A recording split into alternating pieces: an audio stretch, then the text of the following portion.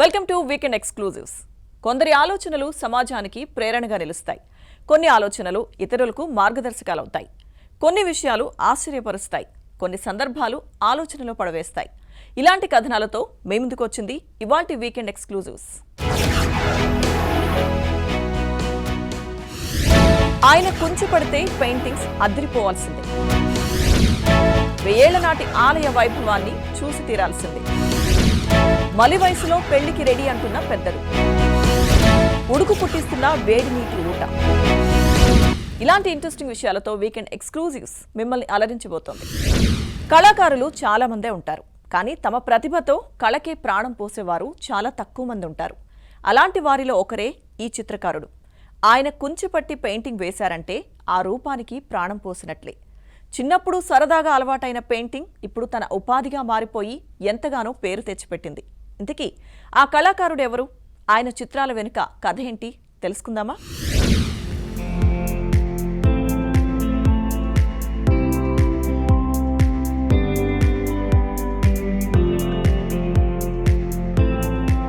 కళాకారుల పురిటిగడ్డ గోదావరి జిల్లా. ఆనాటి రాజుల కాలం నుంచి నేటి వరకు ఎంతో మంది కళాకారులు రాజమహేంద్రవరం నుంచి ప్రతిభను కనబరిచారు. అయితే ఆ కోవకు చెందినవారి ప్రముఖ చిత్ర కళాకారుడు హరి తాడోజు. తన అద్భుతమైన ప్రతిభతో సినీ రాజకీయ ప్రముఖుల నుంచి దేశ ప్రధాని నరేంద్ర మోదీ వరకు అందరి చూపులు గోదావరి వైపు తిప్పేలా చేశారు.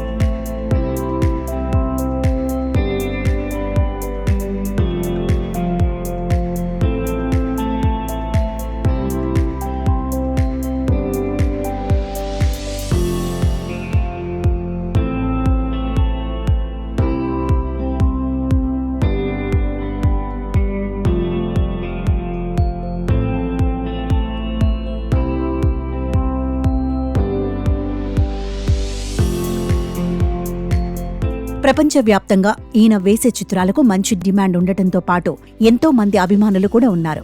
చిన్నప్పటి నుంచే చిత్రకళపై ఎంతో ఆసక్తి ఉండేదని, దాన్నే ఉపాధి మార్గంగా మార్చుకున్నానని హరి తాడోజు అంటున్నారు. గత 10 ఏళ్లలో 1000 రకాల పెయింటింగ్లు వేశానని చెబుతున్నారు. నమస్తే, నేను మీ ఆలి.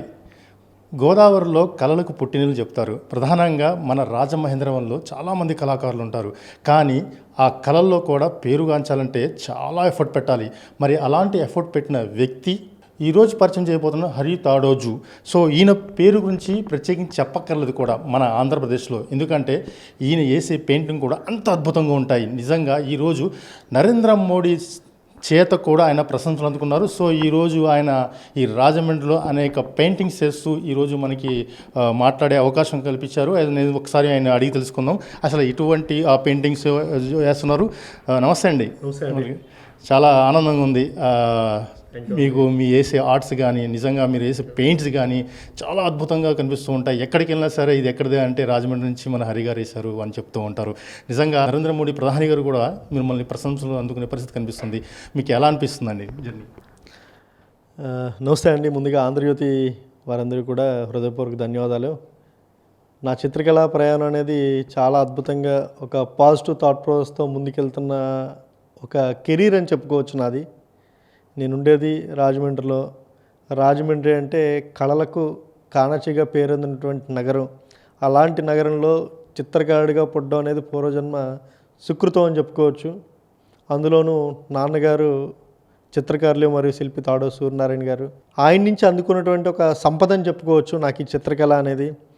చిన్నప్పటి నుంచి కూడా చిత్రకళ వాతావరణంలోని రంగుల ప్రపంచంలోనూ పెరిగిన నాకు కెరీర్ అనేది, నా ప్యాషనే కెరీర్ అవడం అనేది నిజంగా ఒక గొప్ప విషయంగా చెప్పుకోవచ్చు. ఈ ప్రయాణంలో గత 10 ఏళ్ల కాలంలో ప్రధానమంత్రి మోడీ గారి వరకు కూడా నా పెయింటింగ్స్, లాస్ట్ ఇయర్ ఒక పెయింటింగ్ రీచ్ అయింది ప్రవాస భారతీ దివాస్లో.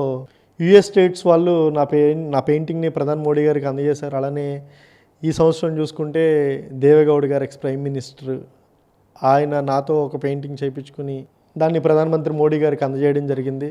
అంటే హరి గారు, అంటే ముఖ్యంగా అంటే మేము చాలా అంటే ప్రపంచవ్యాప్తంగా కూడా ఏదైతే చంద్రయానికి సంబంధించిన ఏదైతే ఆర్ట్ వేసారో చాలా చాలా వైరల్ అయింది, చాలా అద్భుతంగా వచ్చింది. దానిపై మీరు అంటారు? యాక్చువల్గా చంద్రయాన్ అనేది నా యొక్క కెరీర్ని నిలబెట్టిన పెయింటింగ్ అని చెప్పుకోవచ్చు అండి. ఎందుకు కెరీర్ని నిలబెట్టిన పెయింటింగ్ అని చెప్పుకోవచ్చు అంటున్నానంటే, హరి తాడోజు ఒక ఆర్టిస్ట్ అనే వ్యక్తి ప్రపంచవ్యాప్తంగా కూడా గుర్తింపు వచ్చినటువంటి పెయింటింగ్ చంద్రయాన్ పెయింటింగ్ అండి. యాక్చువల్లీ చంద్రయాన్ పెయింటింగ్ వెనకాతల ఒక చాలా కష్టం ఉందని చెప్పుకోవచ్చు. ఆ పెయింటింగ్ ఎలాంటి పెయింటింగ్ వేయాలి అన్నటువంటి ఆలోచిస్తున్న సందర్భంలో నా మిత్రులు, నా క్లోజ్ ఫ్రెండ్ బండ్ల శంకర్ గారిని ఉన్నారు. ఆయన ఇచ్చారు, హనుమంతుల వారు చంద్రయాన్ని పట్టుకుని వెళ్తున్నట్టుగా పెయింటింగ్ వేస్తే బాగుంటుంది కదా అన్నటువంటి ఆ యొక్క ఆలోచన, ఆయన మెదడులో పుట్టిన ఆలోచన దాన్ని నేను నా కొంచెంతో ఒక పెయింటింగ్, ఒక చిత్రం రూపంగా తీసుకొచ్చి చంద్రయాన్ రిలీజ్ చేస్తున్నటువంటి ముందే నేను పెయింటింగ్ని సోషల్ మీడియాలో పోస్టింగ్స్ చేయడంతో అది చాలా వైరల్గా అయింది. ప్రస్తుతం తెలుగు రాష్ట్రాల్లోని ప్రముఖ దేవాలయాల్లో దర్శనమిచ్చే ప్రింటింగ్ ఆర్ట్స్ చాలా వరకు హరి తాడోజు చేత్తో వేసినవే. పెయింటింగ్స్తో ఎంతో గొప్ప పేరు సంపాదించుకున్న హరి అంతర్జాతీయ స్థాయిలో తన పెయింటింగ్స్ను తీసుకువెళ్లాలని అనుకుంటున్నట్లు తెలిపారు.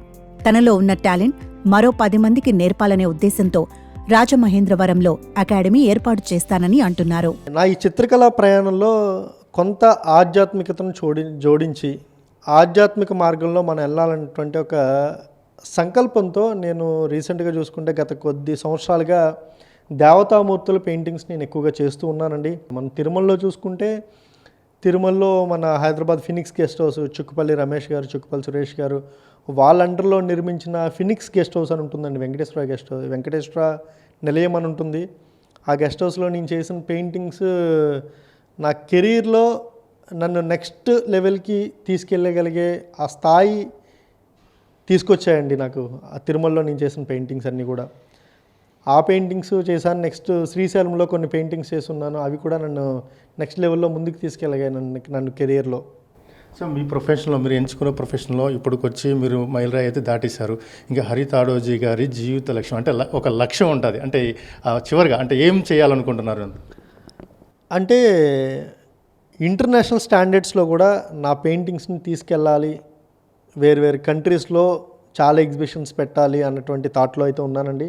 వెళ్తున్నటువంటి వేలోనే రాజమండ్రిలో దామర్ల రామారావు గారు చిత్రకారులు, ప్రముఖ చిత్రకారులు, అలాంటి వారు పుట్టినటువంటి రాజమండ్రిలో పుట్టిన నేను చిత్రకళను నెక్స్ట్ జనరేషన్కి అందించాలి, నెక్స్ట్ జనరేషన్కి 10 మందికి మన చిత్రకళను అందించాలన్నటువంటి ఒక సంకల్పంతో స్ట్రోకర్ ఫౌండేషన్ అని ఒకటి స్టార్ట్ చేయడం జరిగిందండి. ఫౌండేషన్ త్రూ కొంతమంది ఎవరైతే ఇప్పుడు చిత్రకళను నేర్చుకుని కెరీర్ని, వాళ్ళ యొక్క ప్రొఫెషన్ని ఆర్ట్లో చూద్దాం అనుకున్నటువంటి ఎవరైతే పిల్లలు కానీ యూత్ ఎవరైతే ఉంటారో వాళ్ళకు కూడా కొన్ని ఇన్పుట్స్ ఇచ్చి వాళ్ళతో కొన్ని స్టార్టప్లు పెట్టించడం, లేకపోతే వాళ్ళ కెరీర్లో ముందుకెళ్ళడానికి ఏం చేయాలో ఆ పనులు చేస్తున్నామండి ప్రస్తుతం. ఓకే, థ్యాంక్ యూ అండి. చూసారు కదా ఏదైతే హరిగారి మాటలో నిజం వాస్తవంగా ఆయన చేసే ఈ ఆర్ట్స్ ఏదైతే ఉంటాయో నిజంగా పెయింటింగ్ కూడా కళ్ళకు కట్టినట్టు అలా క్లియర్ కనిపిస్తూ ఉంటాయి.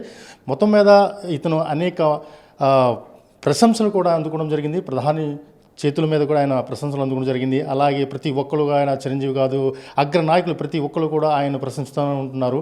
సో ఆయన మరింత కొంతమందికి ఏదైతే ఈ కళను ఏదైతే ఉందో ఆ కళని మరింత కొంతమంది తన ఆర్ట్ రూపంలో నెక్స్ట్ జనరేషన్ కూడా తెలియపరచాలనే కోరిక అయితే ఆయన ఘంటాపదంగా చెప్పపరిచి కనిపిస్తుంది. కెమెరామెన్ మహితో ఆలీ, రాజమండ్రి నుంచి.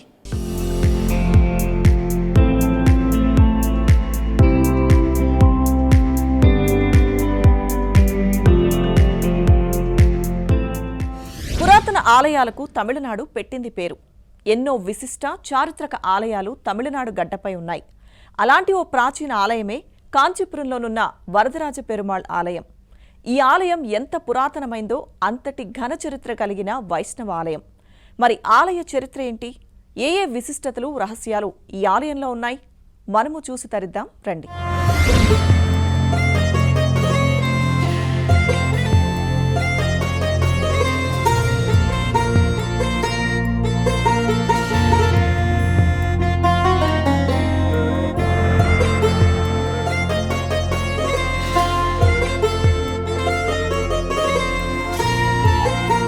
తమిళనాడులోని కాంచీపురం ప్రసిద్ధ చోళ పల్లవ రాజవంశాల పాలనలో ప్రత్యేకతను పొందింది. ఈ ప్రాంతంలో అద్భుత దేవాలయాలు ఉన్నాయి. అందులో ఒకటే వరదరాజ పెరుమాళ్ ఆలయం. వైష్ణవ సంప్రదాయంలో ఈ ఆలయాన్ని అత్యంత పవిత్రంగా భావిస్తారు. 10వ శతాబ్దంలో ఈ ఆలయాన్ని నిర్మించారని చరిత్ర చెబుతోంది. పల్లవులు దీన్ని నిర్మించారు. ఆ తర్వాత చోళులు, విజయనగర రాజులు మరింత అభివృద్ధి చేసి సుందరంగా తీర్చిదిద్దారు. 25 ఎకరాల విస్తీర్ణంలో వరదరాజ పెరుమాళ్ ఆలయం ప్రత్యేకంగా నిలుస్తోంది.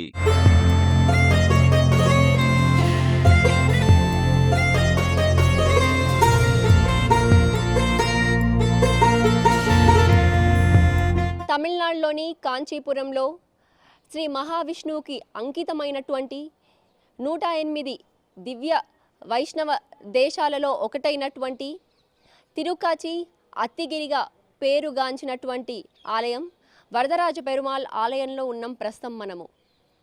ఈ ఆలయంలో అనేక విగ్రహాలు మనకు దర్శనమిస్తాయి.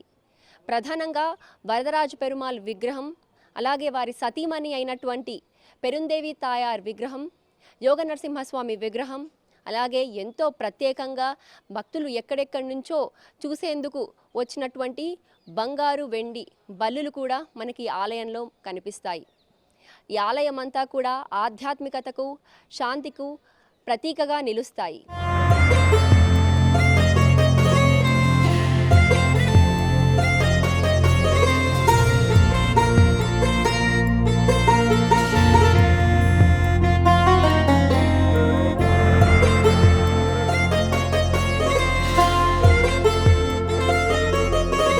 ఇంకా ఒకటి ప్రసిద్ధం ఇక్కడ వెంటి బల్లి, బంగారు బల్లి. ఇక్కడ ఇప్పుడు కూడా అంత చాలా మనుషులు వచ్చింది దేవుడు చూసిన తర్వాత బల్లి ముట్టకు దానికే. ఏమంటే వాళ్ళు ఇద్దరు మానసిక ఉన్నప్పుడు వాళ్ళకు శాప వస్తుంది. శాప విమోచన దానికి వరదరాజ స్వామి ప్రార్థన చేసి వరదరాజ స్వామి మోక్షం ఇస్తారు. ఇక్కడ వచ్చిన భక్తులు అందరూ నేను చూసుకున్న తర్వాత మీరు వాళ్ళు చేయలే మీరు పైన పెడితే మీకు దోషాన్ని వెళ్ళిపోతుందని చెప్తారు. అది చేయడానికి మనకి ఏమో కావాలా, ఏమి కావాలా, మనకేమి దోషం ఉంటే దోషం వెళ్తుంది. ఇప్పుడు పంచాంగం కూడా చూస్తే బల్లిలో ఏమి మాట్లాడితే ఏమి పైన పెడితే దోషం ఉంటుంది కదా, దోషాన్ని వెళ్ళిపోతుంది. 108 రసాలు శ్రీరంగం తిరుమలై పెరుమాళ్ కోయిల్ను ఆళ్వార్ ఆచరణ మంగళాశాస్త్రం. శ్రీరంగం అంటే తిరుచి రంగనాథ స్వామి, తిరుమల అంటే తిరుపతి వెంకటాచలపతి, అది తర్వాత కంచి వరదరాజ స్వామిని సాన్నిధ్యం. సో అందరూ ఇక్కడ ఇప్పుడు కూడా తిరుపతి వెళ్తే ఇక్కడ వచ్చి వరదరాజ స్వామి దర్శనం చేసుకుని ఇక్కడ నుంచి రంగనాథ స్వామి దర్శనం చేసుకుని వెళ్తున్నారు.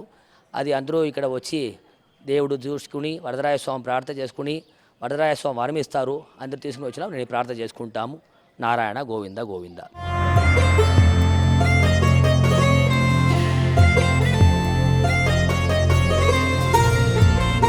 ఈరోజు పెరుమాళ్ వరదరాజు స్వామివారి దర్శనానికి వచ్చాము. మా కుటుంబ సమేతంగా చాలా బ్రహ్మాండంగా దర్శనమైంది. బంగారు బల్లి అండ్ వెండి బల్లి చూసాము. మా జన్మ ధన్యమైపోయిందమ్మా. ఇంకా అందరూ రావాలని మేము కోరుకుంటున్నాము. మేము హైదరాబాద్ నుండి వచ్చాము. ఫస్ట్ టైం రావడము. బాగుంది, టెంపుల్ బాగుంది. బంగారు బల్లి, వెండి బల్లి అన్ని దర్శనం మంచిగా అయింది. బాగా చేసుకున్నాం దర్శనం.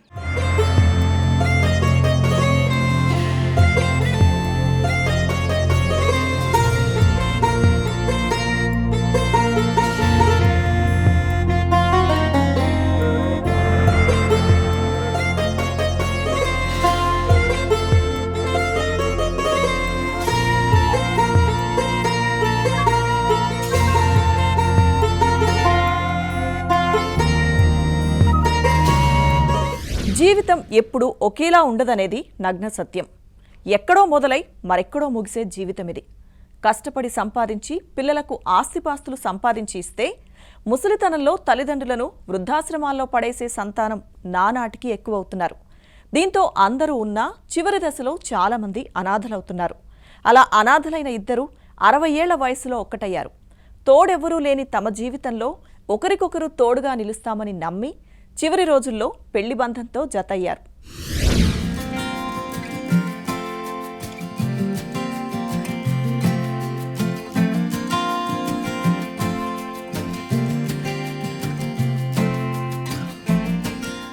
తల్లిదండ్రులను ఇంట్లో నుంచి గెంటేసి వృద్ధాశ్రమాల్లో పడేస్తున్న కొడుకులు కోడళ్లను ఈ మధ్య కాలంలో చాలా మందిని చూస్తున్నాం. నెలకు కొంత డబ్బు పడేసి చేతులు దులుపుకుంటున్నారు. అందుకే దేశంలో వృద్ధాశ్రమాలు పెరిగిపోతున్నాయి. దశాబ్దాలుగా ఎన్నో కష్టనష్టాలకు వచ్చి కొడుకులు బిడ్డలను పెంచితే మలి వయసులో ఆరోగ్యం సహకరించక అవస్థలు పడుతున్న సమయంలో నా అనేవారు చూసుకోక ఆ వృద్ధులు పడే బాధలు వర్ణనాతీతం. ఎంత సంపాదించినా చివరి దశలో ఆ పండుటాకులకు ఓ ముద్ద అన్నం పెట్టని చేతులు కూడా చాలానే ఉంటాయి. అలాంటి వారికి ఇక వృద్ధాశ్రమాలే దిక్కవుతాయి. అక్కడే వారికి కొత్త స్నేహితులు పరిచయాలు ఏర్పడి కష్టాలు బాధలను వారితో పంచుకుంటూ కొండంత బరువును దించుకునే ప్రయత్నం చేస్తున్నారు.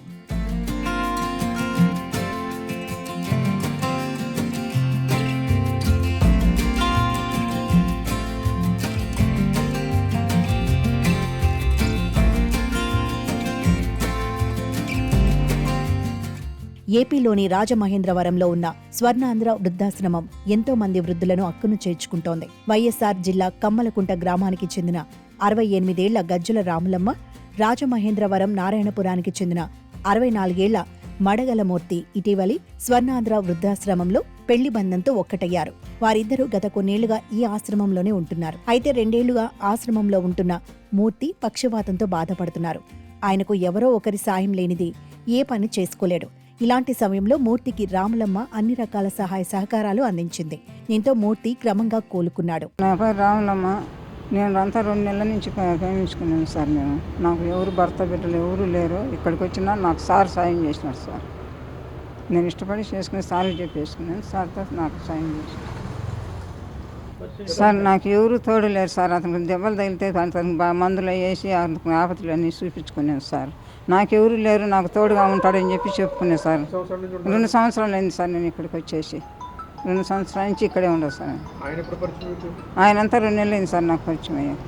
తనకు ఎవరూ లేని వయసులో తోడుగా నిలిచినందుకు రాములమ్మపై మూర్తికి ప్రేమ అభిమానం పెరిగింది. దీంతో వారిద్దరూ పెళ్లి చేసుకోవాలని భావించారు. ఇదే విషయాన్ని స్వర్ణాంధ్ర వృద్ధాశ్రమాన్ని నడిపిస్తున్న గుబ్బల రాంబాబుకు తెలిపారు. వృద్ధాశ్రమంలోని వృద్ధులే పెళ్లి పెద్దలుగా మారి మూర్తి రాములమ్మకు దగ్గరుండి అదే ఆశ్రమంలో వివాహం జరిపించారు. ఆశ్రమంలో ఉండే వృద్ధులు ఈ వృద్ధ జంటను ఆశీర్వదించారు. ప్రస్తుతం ఈ పెళ్లి సోషల్ మీడియాలో వైరల్గా మారింది. అందరికీ నమస్కారం. నా పేరు జి రాంబాబు. స్వర్ణాంధ్ర వృద్ధాశ్రమ ప్రాంగణం లాలచెరువు రాజమండ్రి నుంచి మాట్లాడుతున్నాను. మరి ఈరోజు ఇక్కడ మనం చూస్తున్నటువంటి మడగల మూర్తి అలాగే గుజ్జల రాములమ్మ.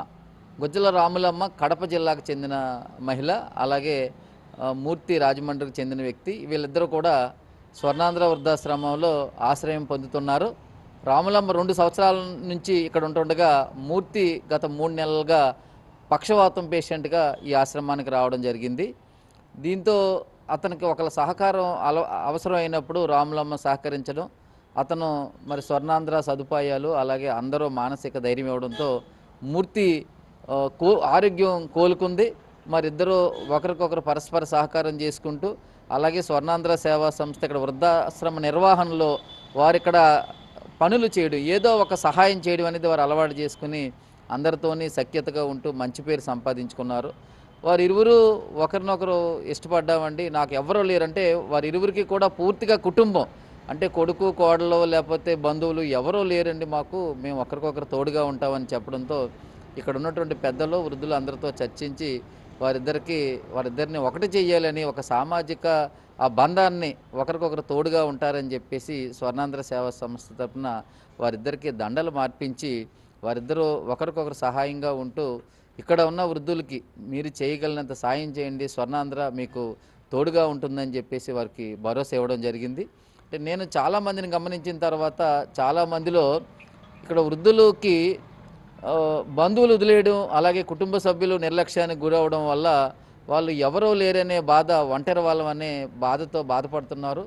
మీరు ఒంటరి వాళ్ళు కాదు, ఒకరికొకరు అంటే వయసుతో సంబంధం లేకుండా వారికి ఉన్నటువంటి ప్రత్యేక పరిస్థితి, ప్రత్యేకమైనటువంటి మానసిక స్థితికి వారు ఒకరిని స్పృశించడానికి, ఒకరిని పలకరించడానికి, ఒకరికి ఏదైనా అయితే నాకు ఏదైనా అయితే ఎవరు చూస్తారనే ఆ ఫీలింగ్స్తో ఎప్పుడూ ఉంటున్నారు. కాబట్టి వారు ఈ వయసులో కూడా వృద్ధాప్యంలో కూడా ఆనంద జీవనం కోసం ఒకరికొకరు తోడునడం అవసరమని చెప్పేసి నేను ఈ సమాజాన్ని గుర్తించిన తర్వాత వారిని కూడా గౌరవించాలని చెప్పేసి వారికి గౌరవప్రదమైన జీవితం ఇవ్వాలని అందరితో చర్చించే నిర్ణయం తీసుకున్నాం.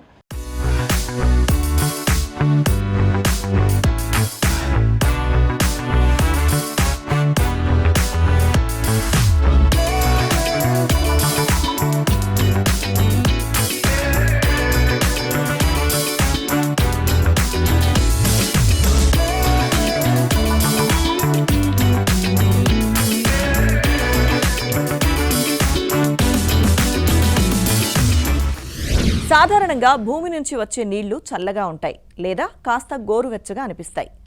బోర్లలో బావిలో తోడితే అలాంటి నీళ్లే మనకు కనిపిస్తాయి. కానీ ఓ గ్రామంలో మాత్రం వింత చోటు చేసుకుంది. ఓ బావిలో నుంచి సలసల కాగే వేడి నీళ్లు ఉబికి వస్తున్నాయి. బావిలో నుంచి వేడి నీళ్లు రావడం ఏంటి? అదెలా సాధ్యమనే కదా మీ డౌట్. అదేంటో మీరే స్వయంగా చూసేయండి.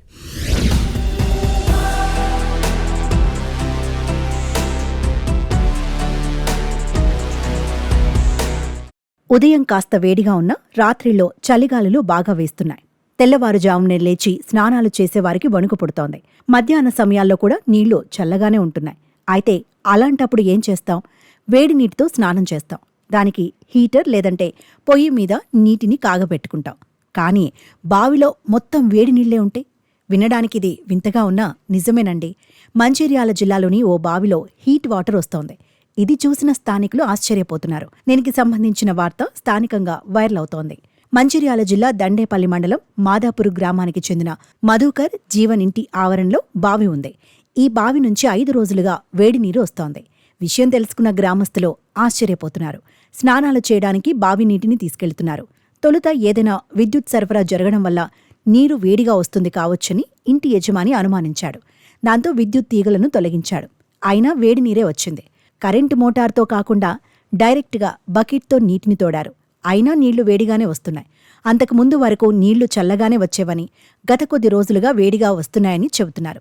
దీనిని చూసేందుకు చుట్టుపక్కల వాళ్ళు తరలి వస్తున్నారు. వాటర్ హీట్ వస్తున్నాయి, జర చూడండి అంటే మేము వచ్చి చూసామండి. హీట్ గా ఉన్నాయి అని చెప్పేసి మేమేం చేసామంటే, సరే కావచ్చు ఈ చలికాలం కదా అని చెప్పేసి ఆ హీట్ వాటర్ కూడా మేము స్నానాలకు తీసుకుపోవడం జరుగుతుంది. ఒక్కరోజు కాకుండా మరుసటి రోజు అదే విధంగా హీట్ వాటర్ రావడం జరుగుతుంది. సో ఇదంతా ఏందని చెప్పేసి లాస్ట్ గా పంపు కూడా తీసేసాం. పంపు గిట్ట ఏమైనా ఖరాబ్ అయింది, నీళ్ళ పంపు కదా అని చెప్పేసి మేము ఆ పంపు కూడా తీసేసినా కానీ సాయంత్రం 5 గంటల వరకు చూసినా కానీ సేమ్ అదే హీట్ వాటర్ ఉండడం వల్ల మాకు కొంచెం భయాందోళనకు గురవడం జరిగింది.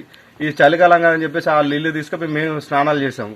ఏమన్నా ఇన్ఫెక్షన్ అవుతుందని ఇంకో భయంతో ఈ రోజు మేము పేపర్కి వేయడం జరిగింది. ఆ నుంచి ఇప్పటి వరకు ఇదే హీట్ వాటర్ ఉండడం జరుగుతుంది. ఇంకోటి ఏంటంటే భూశాఖ వాళ్ళు వచ్చేసి కొంచెం మాకు చూసి టెస్టులు చేస్తే బాగుండని చెప్పేసి మా యొక్క ఉద్దేశం అన్న. బొక్కెంతో తోడి కూడా మేము చూస్తే కూడా అదే విధంగా వేడి వాటర్ వస్తుంది. ఆ వేడి వాటర్ వల్ల మరి ఏమైనా ఇన్ఫెక్షన్ అవుతుందా అని చెప్పేసి పక్కింటోళ్ళు మా తమ్ముళ్ళు తీసుకుపోయి స్నానాలు కూడా చేసిండు. మరి ఏమైనా ఇన్ఫెక్షన్స్ ఉంటాయా లేకపోతే దీంట్లో ఏమైనా ప్రాబ్లం ఉందా? భూగర్భ శాఖ వాళ్ళు దయచేసి నీటికి సంబంధించినటువంటి వాళ్ళు పట్టించుకొని మాకు ఏదైనా సమస్య పరిష్కారానికి దయచేసి మాకు సహకరించగలరని మేము వేడుకుంటున్నాము. అయితే భూమిలో హైడ్రోథర్మల్ పవర్ వలన నీరు వేడిగా వస్తుందని భూగర్భ జలశాఖ అధికారులు అంటున్నారు. నమూనాలను ల్యాబ్కు పంపిస్తే అసలు కారణాలు తెలుస్తాయని చెబుతున్నారు. భూమి లోపల అత్యల్ప ఉపరితలాలపై వేడి లావా ఉంటుందని, భూగర్భ జలాలు దానిపైకి వెళ్లినప్పుడు వేడిగా మారతాయని వ్యవసాయ శాస్త్రవేత్తలు అంటున్నారు.